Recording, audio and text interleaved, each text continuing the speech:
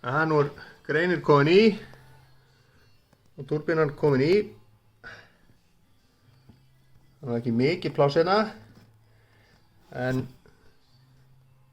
að fá hérna beygjun á þetta og reyna að skera hana bara þétt við og tróða henni þarna upp með.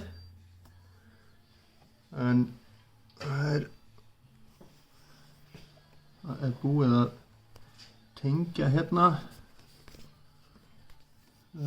olíurörið inn á kælingin, helst kælingin út af, frekar inn á, ég er bara ekki alveg viss. Svo er hitt þarna á bakvið og agasneminn. Það lítur ágætlega út. Hérna er ég að klára fráganginn við kælingun á heddinu. Þetta er allt saman bara fittings úr húsasmiðjunni og meira að segja eitthvað hérna bara úr hillunni. Svona er þetta. Bara hné, minnkun, þetta er tommu hné, minnkun í hálftommu bútur, múffa,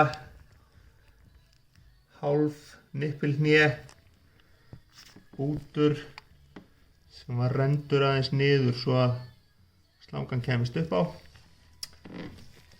og svo kemur slangan sem að áður var hér inn sem kominn tappi.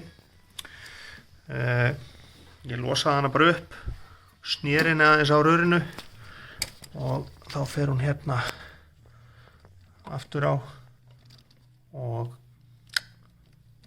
treði henni hérna vel upp á. Svo klemma á þetta. Þá ætla ég að vona að ég kom með einhverja lausn. Þetta er sem sagt, sjáðu bláu drulluna, þetta er bara boltalím með pakkinu sko. Þetta er nú bara því ég er ekki meiri pípara en þetta að maður er að skítmiksa þetta eitthvað saman.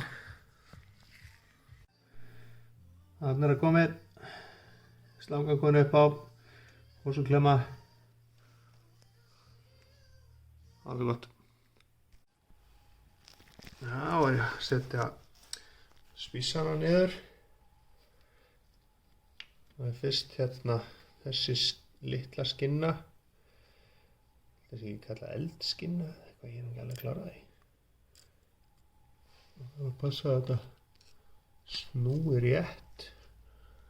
Það er sem sagt kúpti hluti niður. Svo er það kopaskinnan. Koma henni hérna. Þá er það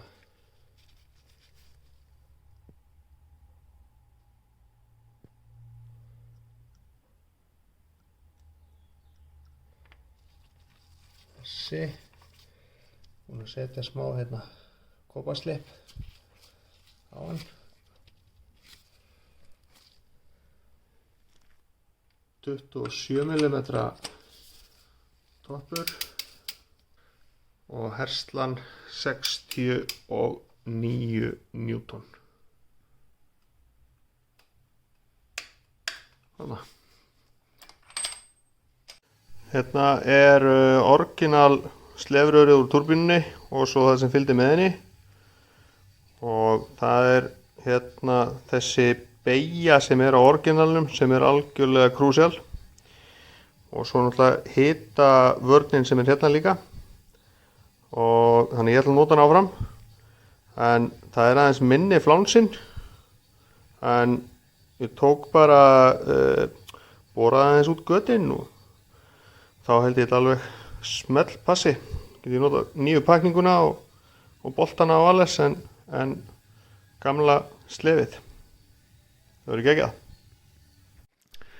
Það ætla nú að vera hansi mörg þessi loka handtök, en ég er allavega komið spísana niður og búin að tengja þá við olíuverkið og vaskassin er kominn, en það eftir að festa lífina. Reimar komnar á og strekja þær, en það eftir að ganga frá loftinntaki og interkúlulögnunum, og greinin ennú bara hérna, hún er laus og hún fer af aftur, miklu þægilega að vinna þetta þegar þetta er ekki hérna. Og já, eftir að græja vatnslagnir að og frá kassanum, en þetta er svona einhvern veginn smá styttist í þessu.